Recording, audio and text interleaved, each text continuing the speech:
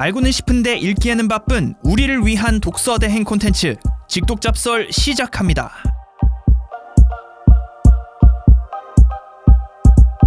안녕하세요. 직독잡설 진행을 맡은 윤상원 기자입니다. 여러분은 어떨 때 행복하세요? 맛있는 치킨을 먹었을 때? 자격증 시험에 통과했을 때? 큰맘 먹고 명품 옷을 샀을 때? 아니면 연봉이 올랐을 때도 행복할까요?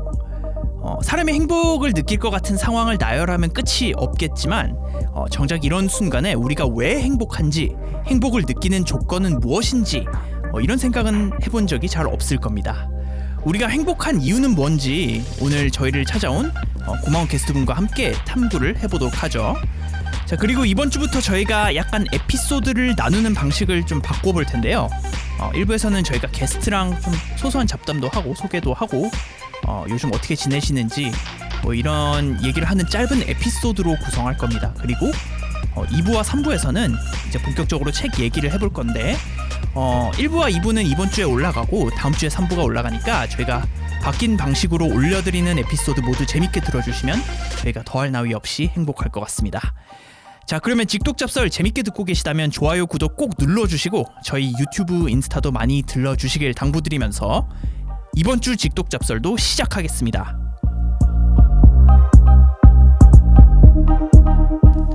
자, 이번 주도 함께 해주실 남궁민 씨 나와 계십니다. 안녕하세요. 예, 안녕하세요. 아니, 오늘 저희가 되게 오랜만에 왔는데 힙한 검은색 비니랑 평소에 안 끼던 안경을 끼고 있어요. 아예 안경은 장시간 노동 때문에 끼는 거고요. 피곤해가지고. 장시간 노동을 하고 계세요? 눈이 건조하더라고. 오래 근무하니까. 비니 정도는 뭐 쓸 수 있지 않나 생각합니다. 왜 힙해진지는 뭐 다들 뭐 이유가 궁금하실 텐데 뭐. 네. 뭐 어쨌든 힙해지면 좋은 거니까. 그쵸. 그죠. 스타일링이 젊어졌다고 할 수 있고. 감사합니다. 어떻게 지내셨어요? 저는 뭐 근데 최근에는 운동을 좀 시작했고. 운동을 시작했어요? 네. 인스타 제가 맨날 올리잖아요, 스토리에. 엄청 티를 내잖아요. 그 새벽에 나가는 티도 내고. 근데 그렇게 운동할 때 티를 내는 게 맞는 것 같아. 그러니까 그래야지 자기에 대한 책임감도 들고 뭔가 주변에 말해놨으니까 운동도 열심히 하고 굉장히 더 열심히 살고 있는 것 같아요. 갑자기. 운동은 어디에서 하는 거예요? PT를 받는 거예요? 아니요, PT 안 받고. 네. 그 요즘에 제가 이런 말하면 또 약간 인싸도 아니면 인싸인 척하는 것 같은데 네. F45라는 게 있어요. 그게 뭐예요? 그게 그러니까 크로스핏 아시죠? 막 들고 막 흔들고 막 엄청 격렬하게 운동하는 거 있잖아요. 그거보다 좀 캐주얼한 운동이 있거든요. 캐주얼한 크로스핏 같은 게 있어요. 45분 동안 딱 깔끔하게 하는 운동인데 그걸 하면 진짜 죽어요. 너무 힘들거든요. 막 600칼로리씩 써요. 와, 600칼로리면은 근데 진짜 많이 저기 소모하는 건데. 근데 그걸 제가 아침 7시 반마다 하거든요. 그래요? 네. 진짜 왜 이렇게 힙해졌어 사람이? 진짜 짜증나게. 살려고 하는 겁니다. 살려고. 그렇군요. 체력 관리를 해야죠. 저도 근데 참 저는 이렇게 맨날 피곤에 쩔어 사는데 되게 활발하게 사시는 거 보니까 기분이 좋습니다. 상원 씨 여기 피곤해 보이시죠? 저 진짜 사는 게 힘들어요. 오늘 좀 얘기 많이 할 게 있겠네요. 그러니까요. 행복의 기원에 대해서 얘기를 할 거니까. 자, 그러면 이번 주에 저희가 또 이런 말씀을 나눠볼 게스트분을 간단하게 소개를 하겠습니다. 무려 지상파 방송에서 왔어요. 지상파 방송의 기자님인데 최초예요. 저희 지상파에서 나온 게. 이 편협한 신문 업계를 떠나가지고 드디어 그러니까 최초 아닌가요? 우리 신문 출신이 아닌 분이 나온 거는. 저희가 저번에 뭐 한겨레 게스트도 나오셨고 중앙일보 저희 중앙일보 게스트도 나왔고 이번에 저희가 지상파까지 손을 뻗쳤으니까 채널이 커지려고 하다 보니까 그러니까. SBS 사회부에서 취재하고 계신 박세원 기자 옆에 나와 계십니다. 안녕하세요. 안녕하세요. 반갑습니다. 저희 반갑습니다. 간단하게 자기 소개 좀 해주세요. 네, 저는 SBS 사회부의 박세원 기자라고 하고요. 오. 근데 제가 2달 전만 해도 신문 기자였기 때문에. 그렇죠. 이제 지금 갓 이직을 하시긴 했지만 다 아는 사람들이라서. 다 아는 사람들이죠 저희가. 어쨌든 네. 2달 전에 방송 기자가 되신. 네, 아직 적응 중입니다. 그렇군요. 근데 이게 신문에서 방송으로 가시긴 했는데 박세현 기자가 되게 딕션이 정확하고 좋아요. 그러니까요. 그러니까 남궁민 씨의 그 비루한 발음을 듣다가 이렇게 좀 약간 정확한 딕션을 들으니까. 그쵸. 우리가 방송 출신 분들이 없은 이유가 그 백희연 씨는 방송 가자마자 탈주했잖아요. 그러니까요. 그래서. 방송을 갔는데 탈주했는데 여기 방송 기자가 나와버리니까. 그러니까 신문을 할 때는 열심히 나오시다가 자기도 방송 가니까 이제 이런 골방에서 하는 녹음을 안 하겠다는 건지. 그러니까 이제 그쵸. 버려간 거지. 팟캐스트 따위는 안 하겠다. 자기는 이제 방송 케이블을 탄다. 아니 뭐 누구는 뭐 지상파 라디오지만 안 나가본 것도 아니고. 그러니까 아무튼 이렇게 되게 큰 물에서 노시는 저기 지상파 기자가 오셔서 정말 반갑습니다. 뭐 근데 이제 저랑 인연이 좀 있는 게 저 이제 당연히 저희랑 인연이 있으니까 섭외를 했겠지만 되게 열심히 취재를 하고 있었던 이제 같은 해 입사하신 분이에요. 맞죠. 저희가 이제 그쵸. 기자가 되면 경찰서 돌아다니는데 거기에서 만났던 좋은 인연 중 그게 하나예요. 이제 몇 년 전이죠?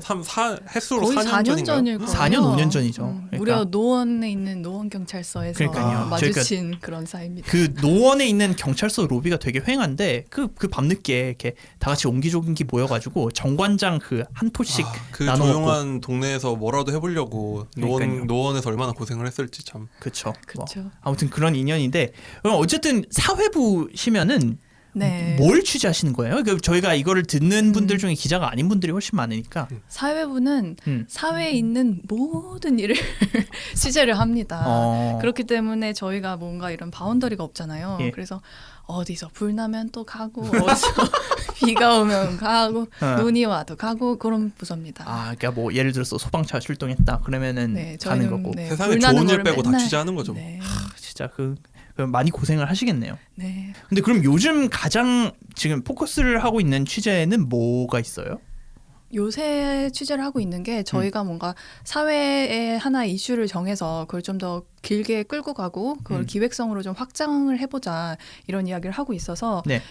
계속 제가 요새 하고 있는 거는 학교 폭력 관련된 취재를 계속 하고 있어요. 학교 폭력. 이게 어쩌다가 이제 제보가 들어와서 네네. 인연이 닿아서 학교 네. 폭력 취재를 하게 됐는데 네. 생각보다 요즘 시대에도 학교 폭력이 많이 일어나고 있더라고요. 오. 그리고 거기에서 따르는 뭔가 구조적인 문제도 있고 해서 계속해서 취재를 하고 있습니다. 네. 기사가 나간 게 아닌가요, 그러면? 기사는 나갔는데요. 예. 또 나갈 겁니다.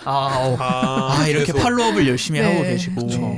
어떤 건지 자세히 소개해 주세요. 요즘 학교 폭력 문제가 사실 워낙 세상이 뒤숭숭하고 뭐 대선 정치 일정이 이렇게 좀 많아지다 보니까 사실 아직도 해결이 안 됐는데 뉴스를 안 타는 감이 있어서. 그렇죠. 그러니까 학교 폭력 문제가 생각보다 아직까지 엄청 많더라고요. 그러니까 학교 폭력 심의위원회를 열잖아요. 저희가 예. 학교 폭력 심하면. 근데 그런 학교 폭력 심의위원회를 여는 주체가 교육지원청이에요. 네네. 그래서 뭐 경기도 무슨 교육지원청 뭐 이렇게 서울시 교육청 이렇게 있는데 음. 그런 데서 이제 학교 폭력 심의위원회를 여는데 너무 많이 쌓여 있어서 그 적체가 되는 수준 그 정도라고 하더라고요. 그게 너무 많이 이제 밀려 있으니까 밀려 있어서. 네.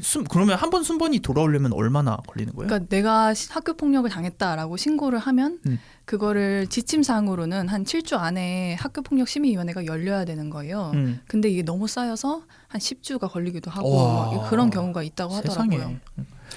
그럼 그 10주 동안은 뭐 아무런 뭐 이렇게 구제도 받지 못하고 그 위원회가 열리기 전까지 거의 그런 상황이고 근데 또 교육지원청 입장에서는 또 너무 많이 쌓여 있고 하루에 2번씩 연다 뭐 이런 거죠. 그래서 그것도 뭐 이해가 네, 안 가는 네. 그건 아니네요. 그렇죠. 근데 제가 교육 출입했었잖아요, 2년 동안. 그렇죠. 그러셨어요? 거기서도 그 문제가 되는데 음. 그러니까 뭐 자잘자잘한 사건도 학폭이 되고 그러니까 그쵸. 물론 피해자 입장에서 큰 사건이지만 그분들 입장에서 뭐 작은 사건도 다 학폭으로 올라오고 이러니까 엄청 힘들다고 뭐 하시긴 하더라고요. 말씀 들어보면. 그러니까 공무원들 입장에서는 이 정도는 위원회를 열 정도인가라고 생각을 그런 것도 있고 하는 것들이 있다는 그리고 이게 말씀이신 결론이 거예요? 안 나요. 이게 뭐 거기서 해더라도 사법기관이 아니잖아요. 그럼 그렇죠. 뭐 또 뭐 이의 맞아요. 제기하고 뭐 소송 제기하고 이래서 힘들다고 하시더라고요. 그러니까 참 근데 이게 당사자 입장에서는 당연히 학교 폭력이 평생 트라우마가 되니까 맞아요. 되게 중요한 문제인데 잘 뭔가 좀 구조적으로 이렇게 저기 제도 개선이 있으면 좋을 것 같긴 한데 뭐 취재하시면서 힘든 점은 그러면 좀 약간 그런 피해자들을 만나고 그런 게 좀 힘든 건가요? 만나는 것도 만나서 이야기를 듣는 게 당연히 힘든 얘기니까 힘들기도 하고 요새는 또 그런 것들에 대해서 민감하잖아요. 그래서 이게 피해자들에 대해서 공감을 해주는 게 좀 중요하고 저희가 그런 식으로 해야 된다고 또 교육을 받기도 해요. 저희도 뭐 피해자 중심주의로 생각을 해서 기사를 쓴다 이런 식의 좀 그런 게 있어서 그렇죠. 네. 근데 이게 요즘에는 정말 사회부 취재가 원래 아무래도 좀 힘든 부서잖아요. 좀 만나는 분들도 힘든 분들이 많거나 아니면 거칠거나 그런 네. 경우도 많고 좀 어떤 점이 좀 제일 어려운 점이 있으세요? 좀 제가 신문에서 방송으로 옮겼잖아요. 근데 신문의 경우에는 주로 전화로 취재를 하는 경우가 많아가지고 누군가를 다 직접 만나진 않는데 이 경우에는 모두를 다 직접 만나니까 인터뷰를 직접 해야 되죠. 전화를 하더라도 다시 가서 또 만나고 이러니까 이게 좀 체력적으로 힘든 것도 크고 또 직접 만나면 더 그쪽에 되게 공감하게 되잖아요. 그렇죠. 사람 얼굴을 보고 말을 하니까 그런 부분들도 있고요. 그렇군요. 그러니까 사실 이게 직업적 이제 아까 말씀하셨듯이 지금 신문 기자에서 방송 기자가 된 지 얼마 안 됐다 보니까 그런 약간 직접 만나는 것에 대한 번거로움이라고 해야 되나? 이제 그 방식의 차이가 맞아요. 되게 힘들 것 같긴 해요. 진짜 방송은 그러니까 같은 기자여도 많이 가장 느끼시고 계실 것 같긴 해요. 네. 몸이 힘듭니다. 몸이. 근데 항상 방송 기자 약간 이제 뭐 기자 생태계에서도 좀 어차피 뭐 저희가 소개를 하는 거긴 하니까 그러니까 이 기자 생태계에 대해서 신문 기자를 했었으니까 방송 기자가 된 이후에 그 직접 만나러 가는 거 외에 좀 더 이런 건 예상하지 못했는데라는 건 있어요? 그러니까 방송에서 말하는 그런 영상을 챙겨야 된다는 거 있잖아요. 그림을 챙겨야 된다라고 얘기를 하거든요. 용어로는. 근데 이게 저희가 신문에서 글을 쓸 때는 글만 쓰면 되죠. 그렇죠. 그리고 사진을 붙이면 됩니다. 근데 방송에서는 그 한 문장 한 문장마다 들어갈 영상을 저희가 생각을 해야 돼요. 그렇죠. 그러면은 영상이 없으면은 기사를 못 쓰는 경우도 있겠네요. 네, 영상이 없으면은 기사를 못 쓰는 경우도 있죠. 기사의 중요도가 떨어진다면 더 그렇고 그리고 또 영상이 없는데 기사는 써야 되는 경우에는 어떻게 해요 그러면? 부족한 영상을 계속 붙이는 그런 편집 선배의 고단한 과정이 수반이 되면서 눈치 엄청 보이겠다. 네네네네. 그렇구나. 거리를 가져가야지 뭐 편집을 해주는데 그쵸. 사실 알아서 그쵸. 해주십시오 선배님이. 그러니까 그것도 되니까. 기자의 몫인 거죠. 그러니까요. 되게 근데 TV 나오니까 그러니까 혹시 뭐 스탠드업이나 그러니까 진짜 TV 화면에 지금 나온 적이 있나요? 계속 나오고 있습니다. 얼굴이 오늘도 나왔고요. 스탠드업 같은 것도 했어요? 기사 할 때마다 스탠딩을 시키십니다. 그래요? 저 출연도 했어요 지난주에는. 진짜요? 그래서 끝없이 트레이닝을 받고 있습니다. 의외다. 엄청 일찍 그거를 시작을 시키고 훈련을 시키는 스타일인가 보네요. 네, SBS는. 제가 그 최근에 울진에 산불이 나지 않았습니까? 네네. 울진에서 생중계부터 했거든요. 그래요? 네. 어떻게 생중계부터? 사실 이제 이거 뭐 업계 방송에 있는 사람들은 생중계는 잘하는 사람만 시키잖아요. 그렇죠. 하면서 잘하겠거니라고 그래요? 생각을 하시는 건지 그냥 일단 너는 가라 이렇게 하시더라고요.